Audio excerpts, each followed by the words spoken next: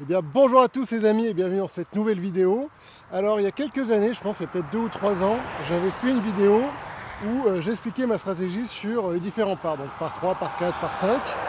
Et je me suis dit, ma stratégie depuis a peut-être un peu changé, mon niveau aussi. Donc pourquoi pas refaire une série de vidéos où je vous explique ma stratégie sur les par 3, les par 4 et les par 5. En tout cas, si ce n'est pas déjà fait, n'hésitez pas à mettre un j'aime à cette vidéo, à commenter, savoir si ça vous a été utile. Et puis surtout à vous abonner, sachez que ça m'aide énormément à créer du contenu. Et sachez qu'en plus, très bientôt, normalement dans le mois qui vient, il y aura sûrement la plus grosse annonce de ma chaîne. Donc vraiment, si vous ne voulez pas la rater, abonnez-vous. Et je vous assure, c'est une très très grosse annonce. Et je pense que ça va vous faire très plaisir. En tout cas, aujourd'hui, on commence cette première série de vidéos par les par 3. Je suis au trou numéro 2 du clou et en fait, je vais vous montrer sur 2 par 3 différents. Donc le trou numéro 2 et le trou numéro 3, c'est 2 par 3 où les distances sont à peu près équivalentes, mais pourtant la stratégie de jeu est complètement différente. Donc c'est parti. Allez, let's go.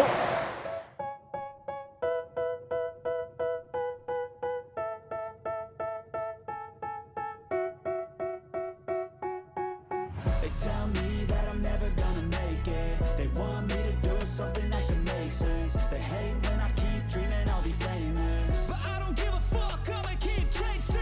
They tell me that I'm never gonna make it. They want me to do something that can make sense. They hate when I keep dreaming I'll be famous, but I don't give a fuck, I'ma keep chasing.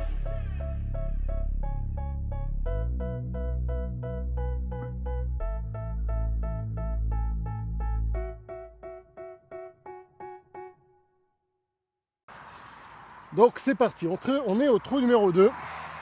Donc première chose, niveau stratégique qui est logique, c'est je prends ma distance. J'ai 151 mètres. Il faut savoir que ma Bushnell ne prend pas le dénivelé. J'estime qu'il y a quoi 3-4 mètres, donc en gros il faut jouer 140 et quelques. Deuxième chose dans ma stratégie, toujours, regardez d'où vient le vent. Donc a priori là, si on suit le vent, mais peut-être qu'il y a un peu la haie, il est plutôt avec, je dirais, droite-gauche. On voit avec le drapeau au fond, pareil, je regarde le drapeau, je regarde les arbres, pour m'aider à savoir d'où vient le vent, parce que des fois on peut être un peu à l'abri, on n'est pas forcément sûr et certain d'où arrive le vent.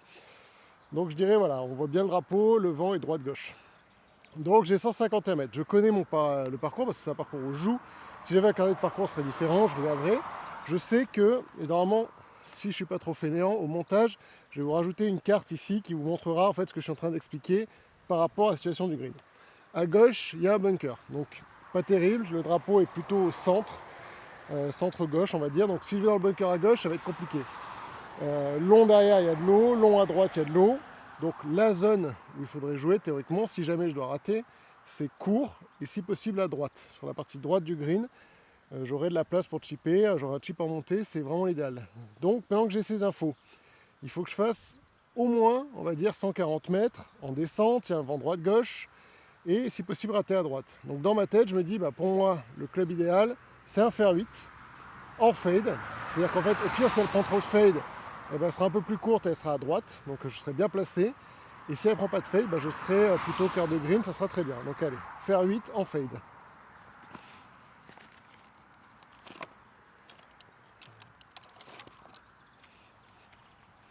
Donc maintenant, je rentre dans ma routine. Donc objectif, vu que c'est un fade, commencer le fade, m'aligner un peu sur le drapeau, vu qu'il est plein cœur, il n'y a pas trop de risque à droite et à gauche, donc on peut quand même s'aligner au drapeau. En fade, un fer 8. Allez.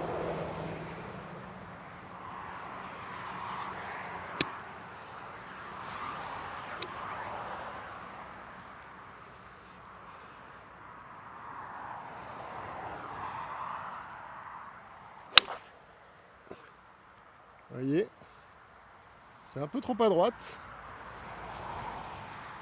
Mais c'est pas grave parce que dans la zone là-bas, je sais que je serai pas si mal. Je disais vraiment devant le green, là il y a quand même beaucoup de place. Le drapeau est là, donc vraiment la zone à rater c'était plutôt là. J'ai été un tout petit peu long, je suis dans le rough là. C'est pas très grave. On a quand même un chip, mais voilà. En tout cas au moins j'ai raté du bon côté, je suis pas dans le bunker, j'ai un chip. On devrait s'en sortir. Alors, je me retrouve ici. J'ai de la place quand même sur le green. Donc c'est voilà, comme je disais, c'est pas dramatique. Le chip est pas hyper simple parce que bon, il y a quand même une montée, voilà, il faut réussir à l'arrêter. Je ne jouerai pas forcément avec mon 56 normalement, là je l'ai pris en main donc pourquoi pas. être un peu en bump and run, vraiment la faire taper dans la butte, la laisser rouler au drapeau.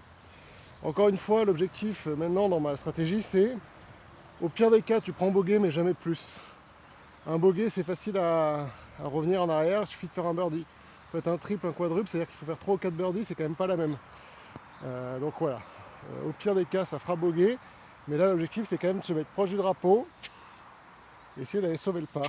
Donc on va faire un petit chip, un peu bump and run, voilà, l'objectif la faire taper dans la butte, qui est devant, et la laisser rouler au drapeau. Et ben ça fait pile ce que je voulais. Un tout petit peu haut sur la butte, j'ai dépassé le trou d'1,50 m, ça va. Donc comme j'expliquais, en ayant un peu réfléchi au début, je me retrouve dans une situation, voilà, j'ai 1,50 m, 2 mètres maximum pour sauver le par. Mais disons que toutes les catastrophes qui pouvaient arriver ont été évitées. Je suis sur le green, si je fais 2 putts, je sors avec bogey, si je fais un putt, je sors avec par, donc tout va bien. Et voilà, j'ai évité l'eau derrière où j'aurais pris une pénalité, je me suis retrouvé dans une situation compliquée pour sauver le bogey, le bunker pareil. Donc voilà, vraiment, on est dans la stratégie, maintenant il faut juste rentrer le putt pour sauver le par. Et c'est ce qu'on va essayer de faire. Oh, elle a léché le bord du trou, mais elle n'est pas tombée. Dommage. Et ben ça fait bogey. C'est pas grave. C'est pas grave du tout. Un bogey, ça arrive. Sur un par 3, c'est toujours un peu dommage, surtout quand il n'est pas long. Mais c'est vraiment pas la fin du monde. Au moins, j'ai évité les catastrophes. Tous les dangers, je les ai évités. On se retrouve au trou numéro 3. Donc c'est le trou juste après celui que je viens de faire.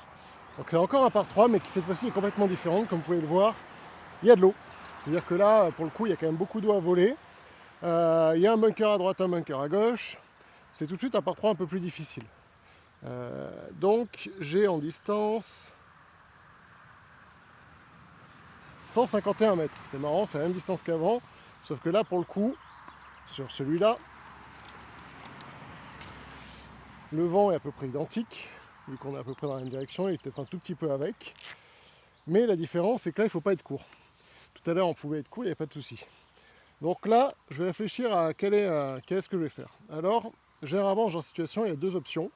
Et moi, je la choisis en fonction de comment je me sens dans mon swing. C'est-à-dire que si je me sens que mon swing n'est pas trop en place, généralement, ce que je vais faire, c'est que je vais prendre un club de plus et je vais le jouer à 80%. C'est-à-dire que je vais la jouer plus en rythme, plus calme, avec comme objectif, voilà, traverser, se mettre sur le green et être sûr d'être sur le green et de ne pas être dans l'eau. Si je sens que je suis bien dans mon swing, à l'inverse, je vais prendre le club que je dois jouer et cette fois-ci, je vais vraiment le jouer avec 100%. C'est-à-dire qu'en gros, je vais me dire, je mets la vitesse normale, c'est-à-dire que je ne vais pas la forcer, je ne vais pas l'accélérer plus que d'habitude, mais je vais y être avec 100% de conviction parce que je sais que je vais réussir mon coup. Et donc là, c'est un peu la façon dont je me sens aujourd'hui. Donc 151 mètres, je vais jouer un fer 8 à nouveau. Sauf que, comme on a vu, il valait mieux être long. Donc pour gagner un peu de distance, je vais essayer de la jouer en draw. Parce que généralement, le draw va toujours un peu plus loin que le fade. Donc je vais faire un fer 8 en draw, avec comme objectif déjà passer l'eau. Le drapeau est plein milieu de green, donc je vais jouer milieu de green en draw. Allez, c'est parti.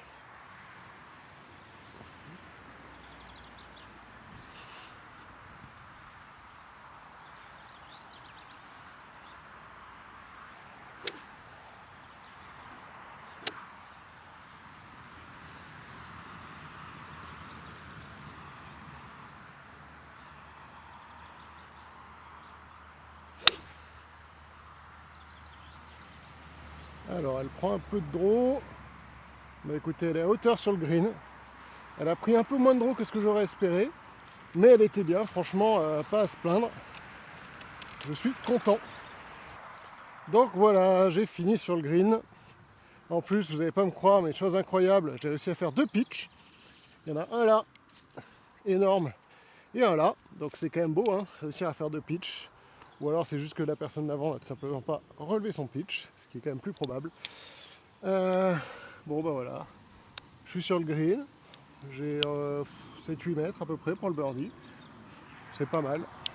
2 putts, un putt pour la gloire, 2 putts c'est très bien. Allez.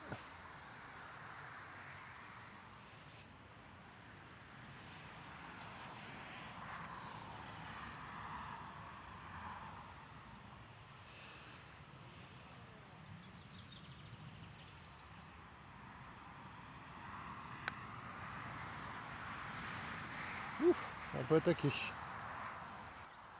Bon, même avec toute la stratégie du monde, si on peut être mal, on peut être mal.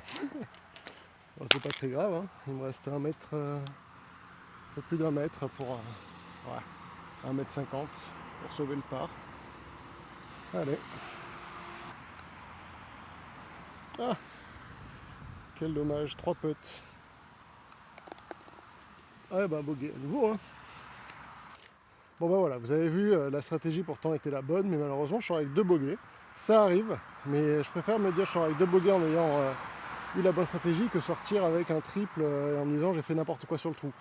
Donc bon, c'est comme ça, hein. Comme j'ai dit, la stratégie va pas me faire bien putter. J'ai trop appuyé le premier putt là, sur le deuxième trou. C'est comme ça arrive. 3 putts, c'est dommage, mais c'est pas très grave, c'est la vie. En tout cas voilà, donc ça c'était la première vidéo sur les par 3. Je retrouve normalement d'ici une semaine, je pense à peu près, si j'ai pas trop la flemme de faire le montage pour les par 4. On sera d'ailleurs sur ce trou là qui est derrière moi, le trou numéro 4 du clou, qui est assez intéressant parce que je vous ferai pas avec 2 par 4 pour vous montrer un petit peu différentes façons de jouer les par 4.